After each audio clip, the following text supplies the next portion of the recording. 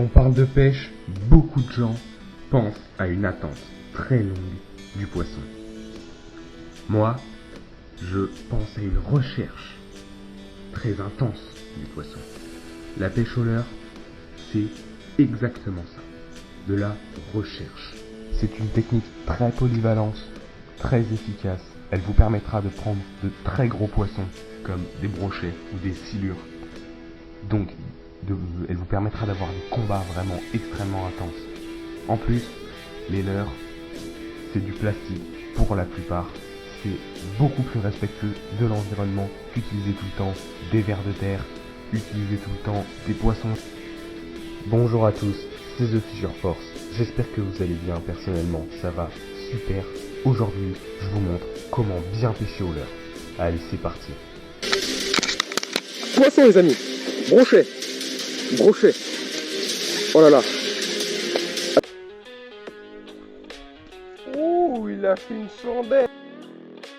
Il existe principalement 3 types de leurres. Les leurres métalliques, les leurres durs et les leurres souples. La plupart du temps, on utilise des leurres métalliques et durs dans des endroits où il y a du bruit, du courant, parce que les poissons ont besoin de mieux entendre nos artificiels pour les détecter. Et la plupart du temps, on utilise les leurres souples dans des endroits où les poissons sont un peu plus éduqués pour essayer de tirer son épingle du jeu et ne pas susciter beaucoup de méfiance. Certains leurres sont iconiques, notamment le popper. Le popper, c'est un leurre qu'on ramène en surface par petites tirées très sèches et qui va faire une bulle, un son pop caractéristique. Il va tout simplement enfermer une bulle d'air et ça va attirer les poissons de très loin. Autre leurre iconique, le jerk minnow, qui prend des poissons de toute taille. Il prend de tout, aussi bien de la perche que du brochet. Il suffit juste d'adapter la taille. Là ici on a un leurre typé perche qu'il faudra ramener avec des twitch pour essayer de déclencher beaucoup de poissons. Les lames vibrantes, c'est un autre leurre iconique, cette fois-ci un leurre métallique, un leurre qui coule beaucoup, qui sert en lancer-ramener, qui est idéal pour les débutants parce qu'il n'y a pas à animer, il y a juste à lancer et à ramener sans réfléchir. Son leurre, une fois qu'on l'a, il y a toujours un œillet sur le leurre. C'est très simple, on fait notre nœud dans cet œillet. La plupart du temps un nœud cuillère. Il y a plein de tutos sur YouTube pour trouver, c'est un nœud très simple. Donc on va commencer avec les animations. Il y a plusieurs types d'animations. Le linéaire, c'est celui que je conseille aux débutants. Le linéaire, c'est très simple. Vous lancez, vous laissez couler à la profondeur donnée et vous ramenez. Si vous voulez pêcher sur le fond, vous attendez que votre leurre touche le fond. Si vous voulez pêcher en surface, vous attendez que votre leurre touche l'eau et vous ramenez directement. C'est vraiment super simple et elle vous permettra de prendre beaucoup de poissons. Franchement, je vous la conseille. Deuxième animation, le twitching, qui se fait surtout avec des jerk minnow, qui vous permettra de faire en sorte que votre leurre oscille de droite à gauche.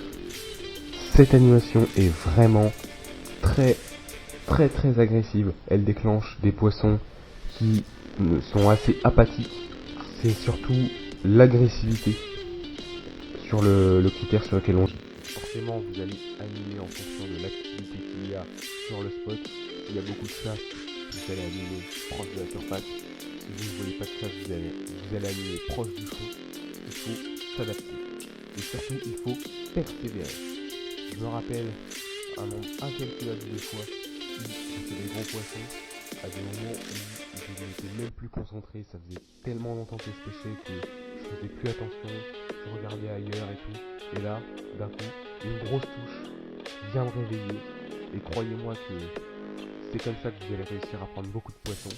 Et la sensation est juste magnifique. Une fois que le combat est engagé, évidemment, faut pas faire n'importe quoi. Déjà, à la touche, faut envoyer un vrai ferrage, surtout quand on pêche le brochet, c'est très important de envoyer un vrai ferrage pour que le poisson se prenne vraiment les hameçons. Ensuite, pendant le combat, il faut essayer de le brider un maximum si vous êtes proche des herbiers. Si vous êtes dans un endroit dégagé, vous pouvez le laisser un peu se débattre, histoire de le fatiguer pour ne pas qu'il se débatte trop quand vous l'aurez dans l'épuisette. Ce que vous pouvez faire, c'est tout simplement le travailler à la canne et non pas au moulinet. Vous levez la canne et vous récupérez le mou au moulinet. Laissez le moins de mou possible. C'est en laissant trop de mou que vous allez le décrocher. Ça m'est déjà arrivé et croyez-moi, c'est très énervant. Une fois que votre poisson est dans l'épuisette, essayez de faire en sorte de le laisser dans l'eau pour ne pas qu'il se dessèche. Surtout quand il fait très chaud, c'est très important. Si vous n'avez vraiment pas le choix et que vous devez le drop, faites-le, mais faites attention quand même. Soit, si vous êtes de haut, vous essayez de lui faire un plongeon, qu'il arrive la tête la première, pour qu'il retombe directement dans la bonne couche d'eau, qu'il retrouve le frais et qu'il parte très rapidement. Soit, vous essayez de lui faire des mouvements de va-et-vient pour qu'il parte. Les amis, c'est déjà la fin de cette vidéo. J'espère qu'elle vous aura plu personnellement. J'ai adoré la tourner en votre compagnie. C'était The Fisher Force. Moi je vous dis bonne journée et à la prochaine.